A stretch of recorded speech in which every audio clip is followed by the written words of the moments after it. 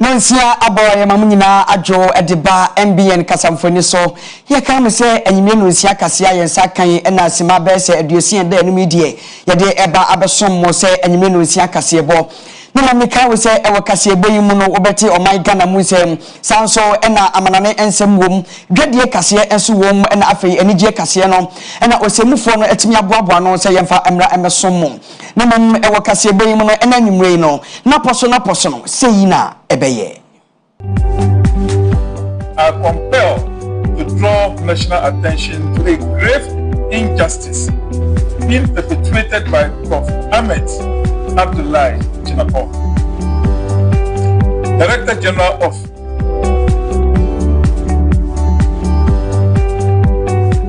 obi biara obeye na dwen se oye insurance se eye wono ankasa ne ho insurance na oye ananso pose ajapade bi no wo no oye ho insurance anasa akwantuo ho insurance bia obeye no ni nyina no oha nchichemu edunum eye ntoso a omo ede ato Ghana for so eno na empanyu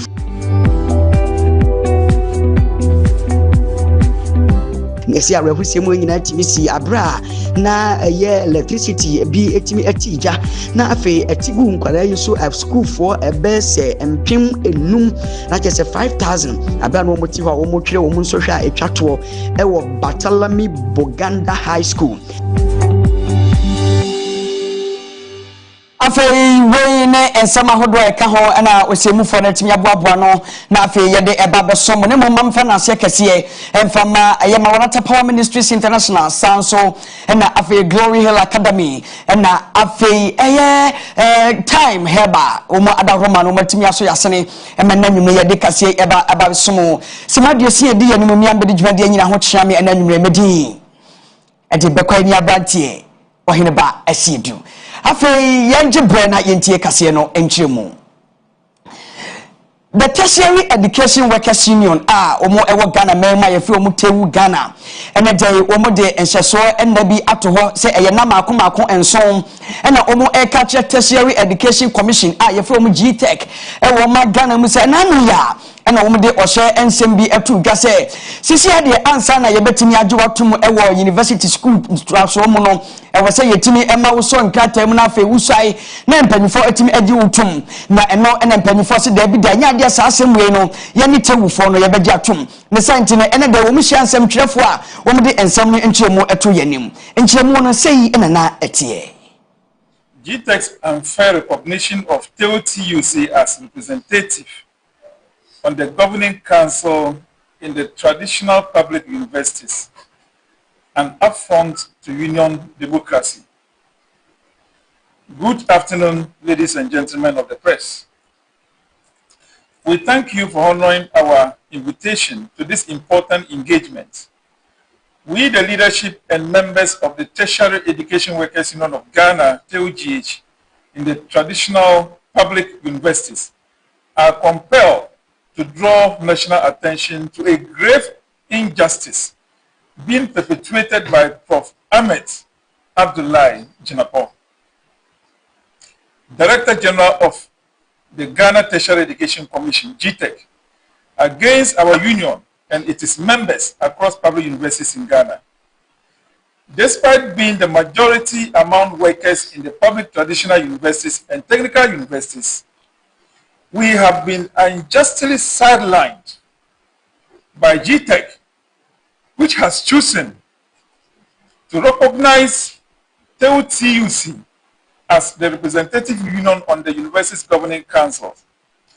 This is not only a clear violation of democratic principles of union representation, but also a deliberate act of suppression against the will of the workers. We therefore demand the following: immediate withdrawal of TUC's appointment as the workers' representative on governing councils while TUGH has the majority members. Immediate recognition of TUGH as the rightful and majority union to represent workers' interests on the governing councils. A clear and transparent process from GTEC in dealing with union representation going forward with respect for democratic union choices. We are calling on all labor fraternity to talk to Brother Joshua Ansah to stop certain utterances that does not bring unity to labor front. We want to, the opinion of the Attorney General on Section 10.1 of the Labor Regulations 2001 LI 1833. We also want the Labor Commission to assert its independence from employers. We call on the President, Chief of Staff, Minister of Education, Minister of Employment and Labor Jobs, and all stakeholders to take urgent interest in this matter and help restore fairness and due process to tertiary education governance. We once again call on the Director General of GTEC, Prof. Ahmed Abdullah Jinapo, to immediately reverse this unjust decision and restore TOGH on the governing councils of the traditional public universities, where TOGH has the majority of workers. The union gives 7 days ultimatum, effective today, 24th June 2025, to Prof. Ahmed Abdullah Jinapo, Director General of GTEC, to reverse this unjust decision. Failure to do so, which we shall advise ourselves. Thank you.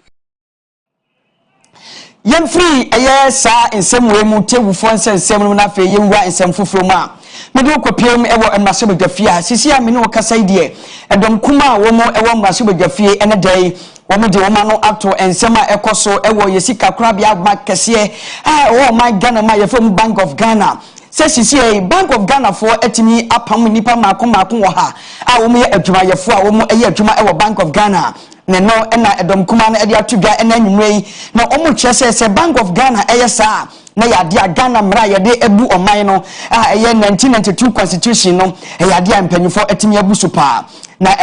ena den mpanyufo ejina simpie so omo ni Ghana for ekasa no omo ede nchemu ema Ghana for nyina ka se yebekoso akoyesei akosi da ben ni nyina ne se menteme ho ase ene tina ma Bank of Ghana etimi ayi nipa wo ha adi nchemu no sei na mpanyufo ede maye flawed. We have noted that some dismissals were disguised as termination during the probation. Probation is not a license for arbitrary dismissal. It must be based on documented assessment and clear communication. Even probationers are entitled to fair treatment and protection under Article 24. The disregard for Parliament here. It is particularly troubling that the Bank of Ghana proceeded with these dismissals while a motion for a parliamentary inquiry is pending before the House. This is a slap in the face of Parliament and disregard for democratic oversight. No institution should act with such impunity. The human cost. These are not just numbers. These are hard-working Ghanaians, young professionals, parents, and breadwinners who followed the rules and believe in fairness. They now face economic hardship, psychological distress, and shattered dreams. This is more than a legal issue. It is a moral crisis. Our demands here. Justice now. The minority in Parliament stands shoulder to shoulder with these workers, and we will not waver. We demand 1.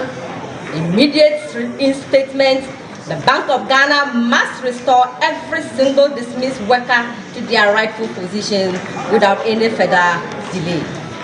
Their appointments were lawful, their terminations were not. 2. Accountability from the governor.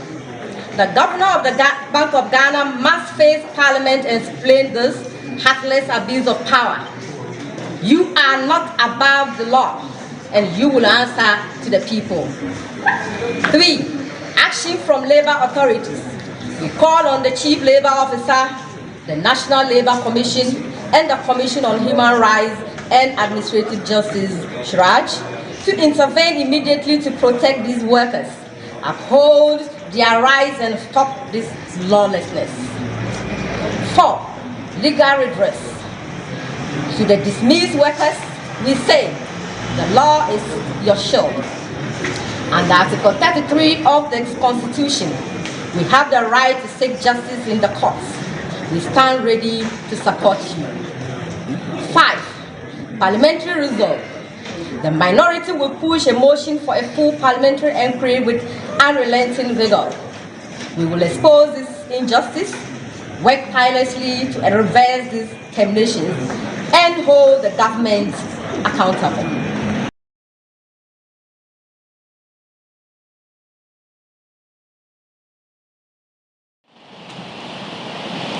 Afei yemfiri emrasebe dwafie ho na afei yembonwam ewo ensem fufuroma na osofo a wono na wohwe ensem ekoso wo maganem a dane dan nyina no se bibi ekoso a wotimi ede ensem atudwa ekire ganafo mekire interior minister owura ye friend Mohammed Muntaka Mubarak ene de wode ensem bi atudwa se sisi ade e ade ya papa John Dramani Mahama ede ensacheye aba ewo afofida dane dan nyina ekoso ewo omagana yimu na eno na ye papa na ede sa afofida no ho nsem atudwa no wasisisi ade afofida biara esi eye edroda anase ebrada ukwada ene ya wada no ade ye beyin nyina ade afi sada no ye de nyina akwa kopiem ewo efiada na afi yetimi age ahome naboa ama Ghana ena ye de ye adwuma no so etimi aboa Honorable Muntaka Mubarak edira simpie so no esemwe ene waka kire Ghana for. We believe that as a country we are united around the 1st July. The 21st, we've taken out the 4th August as the then being termed as Founders Day, because we believe that as a country we are not unanimous around it, and it serves as a divisive day for us as Ghanaians. So we've taken that out, and we have maintained the 21st September, and now we term that as the Founders Day, which is the date of birth or the birthday of Osadifo Dr. Kwame Nkrumah, the founder of our country, the one who led us into independence. Mr. Speaker, there's no doubt in our country. Yes, we know that there's no way you can say you go to a fight and you would say you carry the fight alone. You may have other commanders, other generals, but the main person who leads you usually will take the credit for all of you. Just as if there's a fall, the person will take the fall for all of you. So we believe that it is Ghanaians are unanimous around the 21st September, which is the birthday of Osadifo Dr. Kwame Nkrumah. Then we have 1st February for our farmers as Farmers Day, and then we have 1st Friday in December as Farmers Day, and then we have 25th December as Christmas Day for our Christian brothers, then 26th December as Boxing Day for our Christian brothers and sisters. Then we have the date Eid al-Fitr, which is a lunar date, sometimes it varies, so that is for our Muslim community. And then we have the Shark Day, which we are introducing. That's an additional day for our Muslim community, which is a day after the Eid al-Fitr. Then we have the Eid al-Adha, which is also lunar. And so, Mr. Speaker, when you add this, you will see that our number of holidays become 14. We have looked at the practice around us. And Mr. Speaker, we will say that the number is still not excessive. We are still within our neighbors and the practice around the world. And some of the examples that we have, Mr. Speaker, are that many African countries have higher even number of holidays, and we have Madagascar and Uganda having 19 days for their holidays. They have 19 days in a year. We have Tanzania and Senegal having 18 days in a year. Morocco has 17, Burkina Faso, Egypt, Gambia, Malawi, Niger, and Zambia have 16. And then you have Angola, Ivory Coast, Guinea, Mauritius, Rwanda, and Tunisia having 15. So, Mr. Speaker, when you compare this, you see that our number is still even lower than all this that we have. Mr. Speaker, one other significant thing that is found in this amendment is that we believe that we need to boost tourism in our country. And Mr. Speaker, you will notice that some of our holidays happens in the middle of the week. So you have them Tuesday, Wednesday, Thursday, and usually when it happens that way, you see that the day before or the day after, workers take it for granted, and it lowers productivity. What we intend to do with this amendment is simply to say that if a holiday falls in the middle of the week, that is Tuesday, Wednesday, or Thursday, it should be observed on a Friday. If it falls on Saturday and Sunday, it should be observed on Monday, so that there will be some certainty, and that gives us longevity in the weekend. That will enhance our tourism industry and the creative act. Mr. Speaker. Ewo sa nsem no mo na papa mutaka ade ato Ghana fo nyina nim se nyame adoma sa amendment bill 2025 we ede sansa we nyina eba no nyame adoma eye July bosom ne da edikan eno na sa nsachira ye we nyina ebetimi aba ye betina sa amendment bill 2025 we so na fe makoje maboafo nkato edikan aba afa ye ba ye de kase ne de aka no ebeba besom ye ka we so wani gusu a wo hwe enime no nsia kase ewo MBN kasamfani so ye ba sisia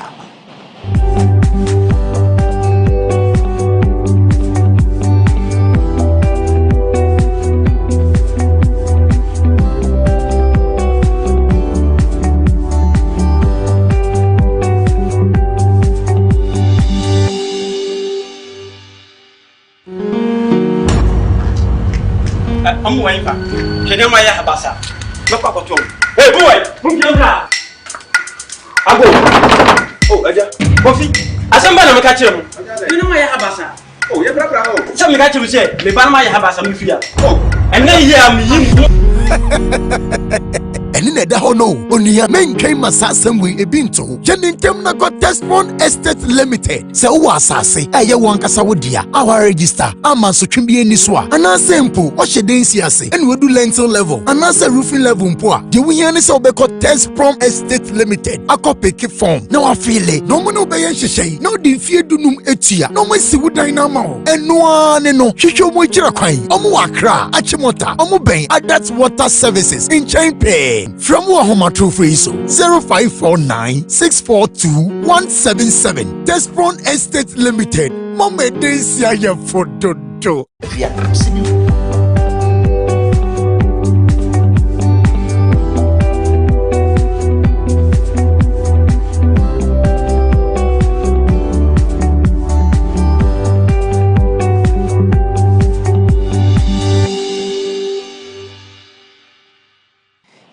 Mamina wakwaba na afei ewo eye dwadie Kasiebo no sisi o bepiem ewo man Ghana mu a dwumakua wo mu ene hwe ejeje eto ewo man Ghana yima ye fo mu Ghana Revenue Authority GRA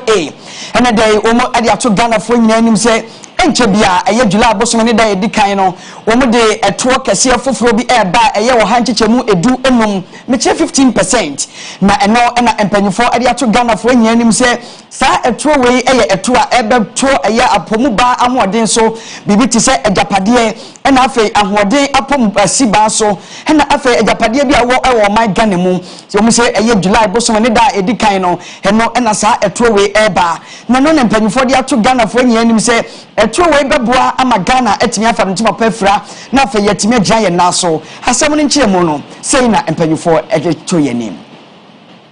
Jumakia womo ene hwe Ghana sika semso na afei omugege eto ewo man Ghana mu aye from Ghana Revenue Authority ene dey omde abeto Ghana fo nyina nim se nyame ya aduma eye July bosom ne da edikan no mekire ebrada ebei no ade biara eye insurance ewo man yi mu no womo ede wo ha nchichemu edunum ede atoso ne senti no obi biara obeye na dwen se wo ye insurance se eye wono ankasa ne ho insurance na wo ye anansa pose ejapade bi no wo no ye ho insurance anasa akwantuo ho insurance bia obeye no ne nyina no wo ha nchichemu edunum eye ntoso a womo ede ato Ghana for so eno ena empanyufo ede ato dwa se omo jeje saa entoso we ene saa etuo we se de beya ebetimi aboa ama oman Ghana yetimi enya sika na yetimi di aboa ye sika akonhoma ananu ya papa atofo nkogina masebedwafie na afie wode tu edwa ekire Ghana fo nyina wo se wo nam kwanya we so ka kire Ghana fo nyina se ye ne saa na se ye nyina yetimi boa ebetimi aboa ma Ghana etimi afa no ntoma pa efra ne senti no se timamuni bia obe na dwen se obe policy bia efa chibanbo na se nsi aho ba biara no ebitimi aboa ama oman na etimi akoso na afin so omfa nse ne tim se July abuso ne da edikan no se insurance bia obe se apomuden se japade na afa akwantuo ho chibambo biara no ne nyina no wo hanchichemu edu enum na omude atoho ama timamufo afei ewo edwadie kase mu na ekua wo mu ejina mu edema temamufo ne aban na da ne da nyina se entumu bi ba wo betimi aboa ye flo mu Public Utilities Regulatory Commission ene dai wo mo so ade ato temamufo nyina anim se enche bia wo mo de nyinam kanea entumu ebeba na no ena empanyimfo se wo mo hwe Ghana fo ya hoden a oha enchichemu mienu echiripo aduana enum meche 2.5% ena empanyimfo se enche bia wo mo de ba se de beya ebetimi aboa ama aban no so etimi agigi sika ni etimi anya nkane ebetimi agya ne naso wo matimi asom yeye na no ena PURC fo empanyimfo akache Ghana fo se July busumi ni da edikan ena sa ntumu we ebeba enchiremu no sei na ekuya wo mu na ejine mu ede matimamufo na afei aban entem da ne da nyina nkane abo ani ensuo bo se bekosoro se beba fom no wo mutimi ede matimamufo mekire Public Utility and Regulatory Commission PURC ene da wo mu de ato edwa akache ewiase nyina ne Ghana fo se nyame ya adoma July busumi ne da edikan no nkane abo no akọ esoro oha enchichemu mienu echiripo aduana enum mekire 2.45% na eno na empanyufo dia tudwa se obi biara wo yusu enkanea ewo ne fie anase wo yusu enkanea ewo na adwumam na odi enkanea du adwuma ye kwanyasa bia so no ne nyina no ayade asa ensachaye ebeka ho ne no na empanyufo se abasa efrise omuhwe sisia se sika edwane kosoro meche inflation na afi eniema entimi ngina fa ako na afi ebo a ekosoro ewo enyama hoden mu no na ese fata se mpanyufo de saa eto we de ba na etimi aboa amankane a etimi agina ne naso na aboa ma aban no so etimi abmaye etimamufo no nkane a yebetimi de adi dwuma na etimi aboa ama ye nso yetimi anya hotoso mpanyufo se wo mu nim se ade we ade a betwetwe yaso de nanso wo mu se etimamufo se yemie yani yenti aban na se de beya wo mu so betimi afa akwanyasa nyina so no matimi aboa ama yenkane a ebetimi agina ne naso wo mu se na ekona nimu no empanyufo betena se na afa nchemu biara Ghana na afa timamufo enti ase no PURC fo se wo mbabo mo modin na afa wo matimi de ne mapapa gu akwem no matimi akyerekye timamufo ase yebejina we so na afa dwadie kase ayensa kan ya no ha na yedi besi medane me ho aba afa me ba medi amanoni ene enigye kase ebesori kase no so yaba sisia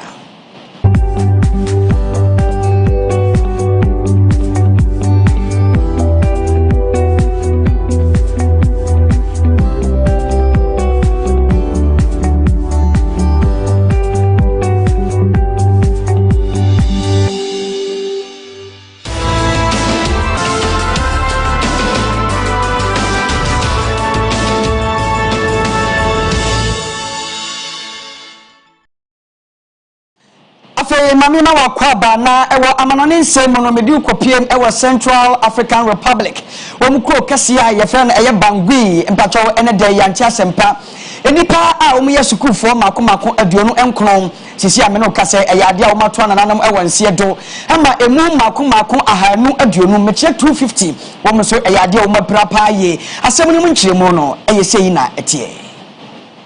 yadu kwa kopiem ewa arehwesem a asia sisi amene wo kasa de nipa makon aduonu nkono ewu sanso na oha mienu adosia enso ayade a wo maprapa ewa Bangui eye high school na ni nyina ne se yese emofra makon aduonu nan a wo ma ewu no anaso wo mato nananam ewa nsie do ena nipa oha mienu aduonu so wo nso apira no ni nyina ye nipa ebo pe so ewo eye se school yi mu ewa Bangui senior high school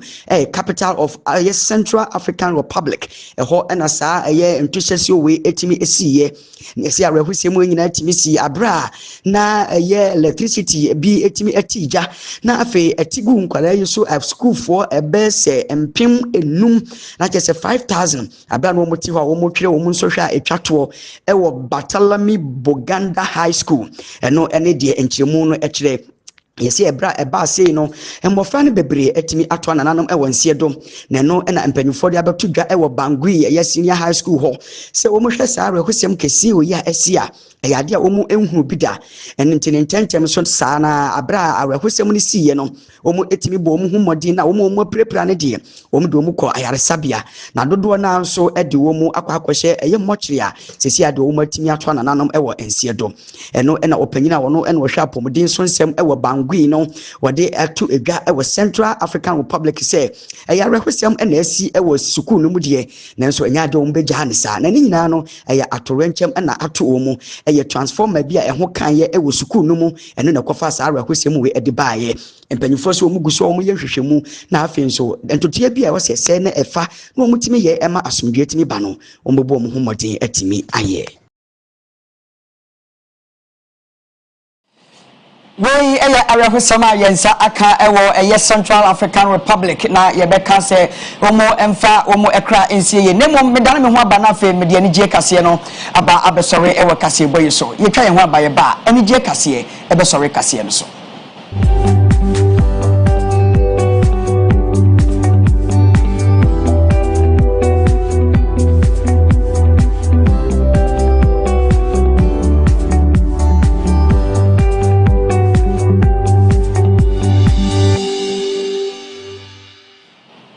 Mami mama kwa bana yen sorry ewo Kasiebo yi ma yen fa ni gie kase en sorry so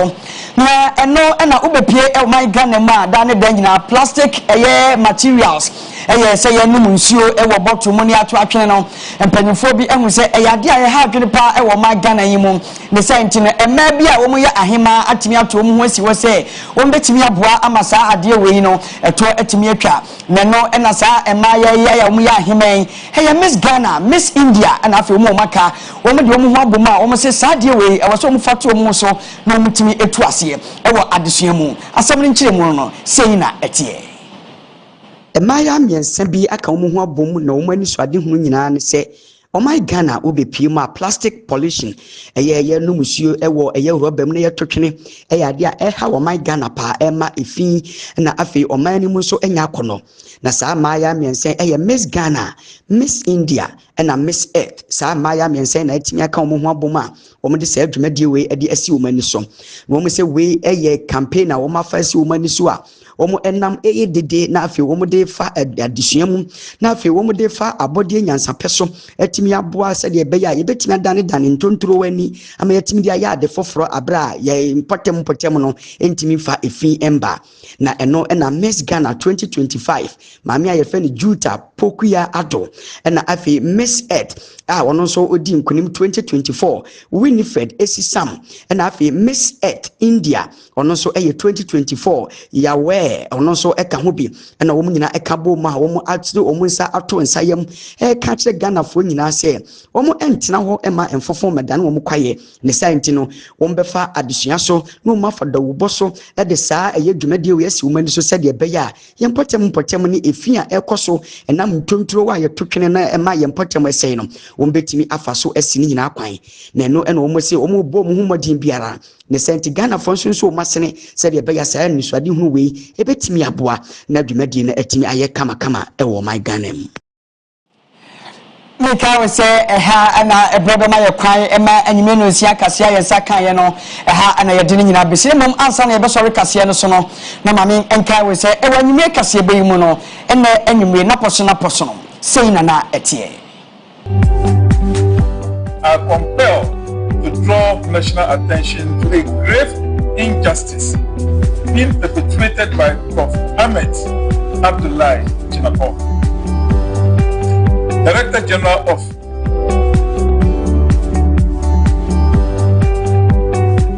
obi biara obeye na dwen se oye insurance se eye wono ankasa ne ho insurance na oye anansa pose ejapade bi no wo no ye ho insurance anasa akwantuo ho insurance bia obeye no ni nyina no oha nchichemu edunum eye toso a omo e de ato Ghana for so eno na empanyifu Nesi arehusiemu nyina TVC abra na ye electricity bi etimi atija na afi etigu nkwara yeso at school for ebese empim enum na chese 5000 abra no motive a wo motwere wo nso hwa etwato e wo Batalami Boganda High School